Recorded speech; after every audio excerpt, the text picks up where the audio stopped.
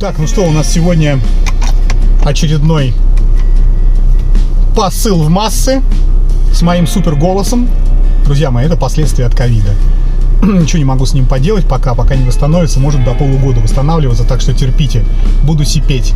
Сегодня у нас очередной посыл в массы по поводу девушек, которые хотят богатых, известных и знаменитых. Сегодня я бизнесмен. Крутой бизнесмен.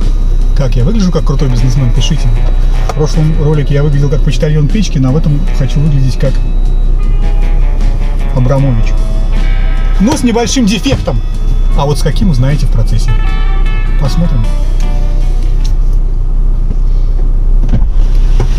Аккуратно. Привет. О, привет. Привет, привет. Рад тебя видеть. Я тоже. Слушайте, ты можешь маску снять, потому что я переболел. Да, все, да. Ты переболел?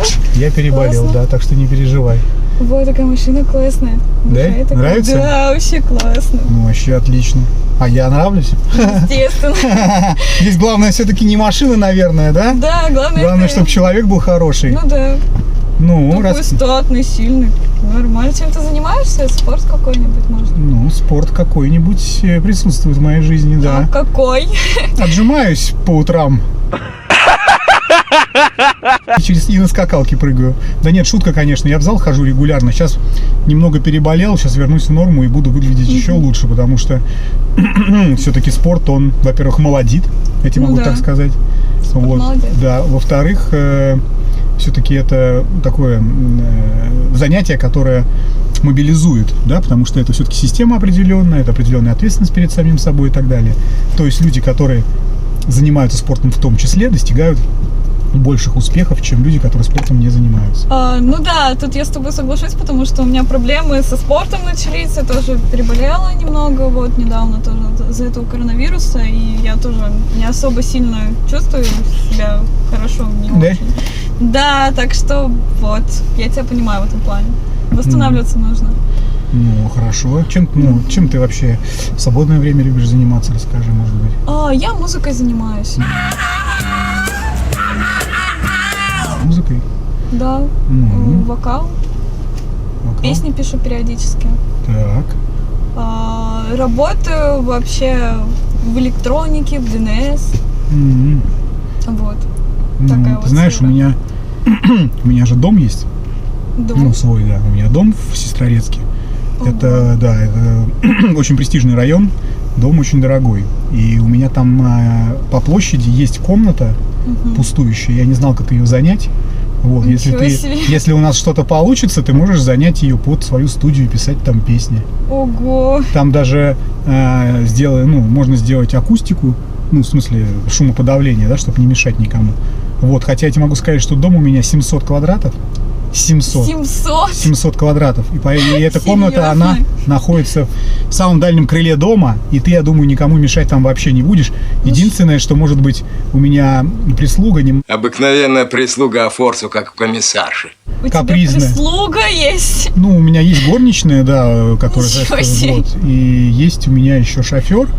Вот, он меня возит, да, по делам каким-то таким рабочим моментам, вот. И, соответственно, есть повар.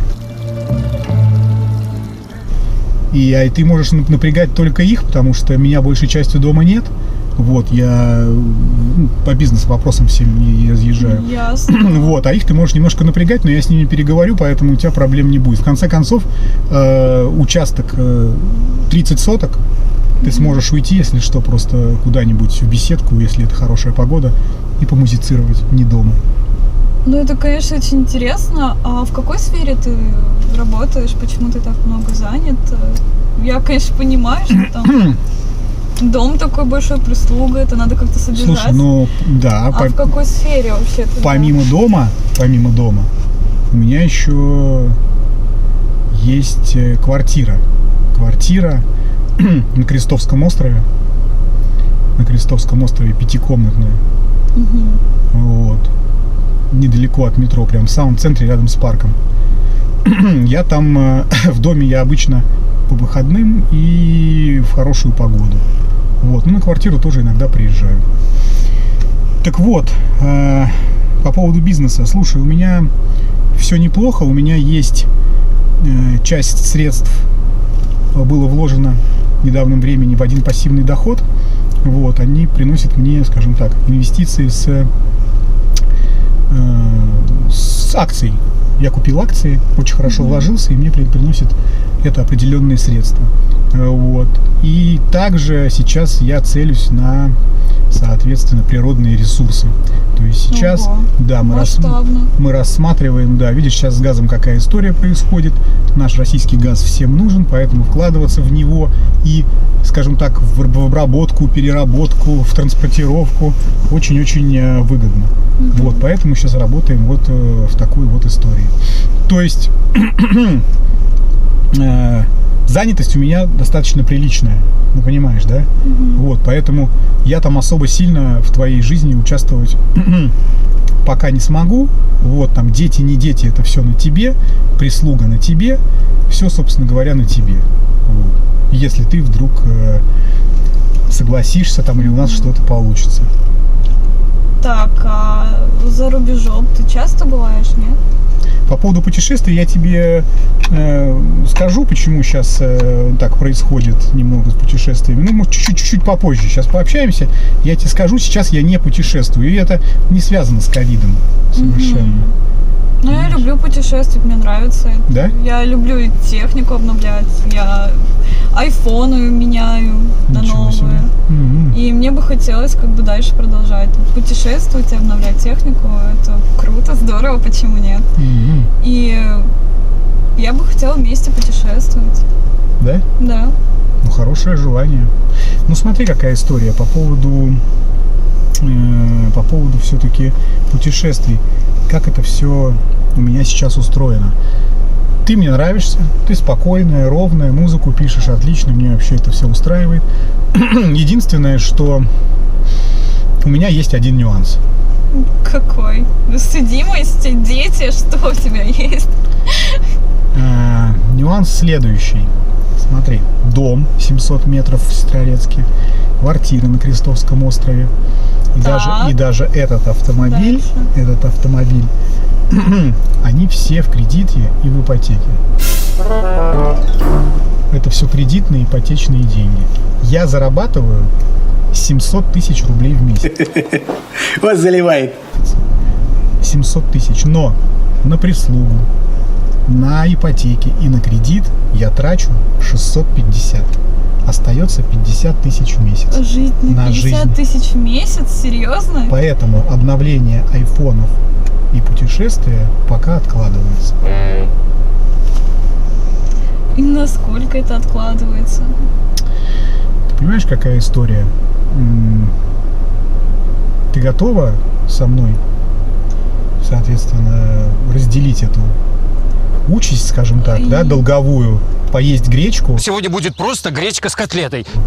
Поесть гречку. Гречку? Гречку и, да, это с тушеночкой. Гречку с тушенкой? Гречку с тушеночкой, да, походить с айфоном, со стареньким, и пока никуда не выезжать дальше Сестрорецка. Вот если ты готова, соответственно, вот к такой истории, то я тебе скажу, насколько это затянется. Ты мне просто Нет, скажи. я, конечно, была готова дать информацию, это было очень интересно, завлекательно, но кредит, серьезно, гречка, я не привыкла вообще так жить, почему вообще? То есть ты не хочешь? Так, окей, ладно, допустим, я соглашусь, хорошо, насколько это затянется? Ну смотри, на самом деле ты не переживай, это всего-навсего на 12 лет. 12 лет, блядь, серьезно? Ты знаешь, я не готова к этому, серьезно. 12 12 лет пролетят как один день. 12 лет, да иди ты нахер, все равно, блядь, нахер не надо, все, пока. Давай. Все, пока. Ёп, а сил-то у нее много, видать, не только гречку ест. Ну что, друзья мои, сегодня я опять потерпел фиаско. Почему никто не хочет проблемных мужичков? Все хотят. Ну вот смотрите, да, ведь реально же, да?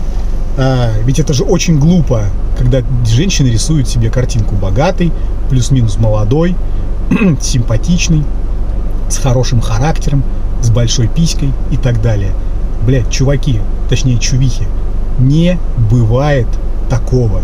Вот реально не бывает. Даже если это все совпадет, он будет геем. Понимаете? Ну, то есть, это просто не потому, что я сейчас пытаюсь вам сказлить и сказать, что там выбираете убогих, юродивых. Нет, но вселенная и природа, она все упорядочивает и балансирует, понимаете? Но не бывает идеальных людей, к сожалению. Не бывает. А вы хотите сразу, понимаете, вот так по щелчку губы вкачали, купили одну дорогую шмотку, одели ее, пошли и высиживаете где-нибудь в ресторане какого-нибудь олигарха. Даже если вы его высидите, вы охуеете от тех историй, которые на нем будут прилеплены там сзади, понимаете? И по характеру, и по всему, короче. Поэтому не будьте такими. Вообще выбирайте на самом деле, знаете, есть определенная логика в том, чтобы взять просто перспективного парня, да, не долбоеба, не алкаша, человек, который стремится. В чем перспектива? В том, что он стремится изменить жизнь, разбогатеть, работать над собой там, и так далее, завести семью. И живите с ним, понимаете, и поддерживайте его в любом кипише. Что-то я сегодня на философию потянула. Как вам барышня? Напишите мне, пожалуйста, как вам барышня. И напишите, пожалуйста, что я сделал не так.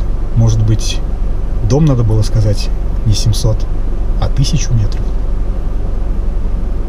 Да. Если бы я ее привел, я думаю, что и повар, и водитель, и горничная нехило бы охуели. Пишите.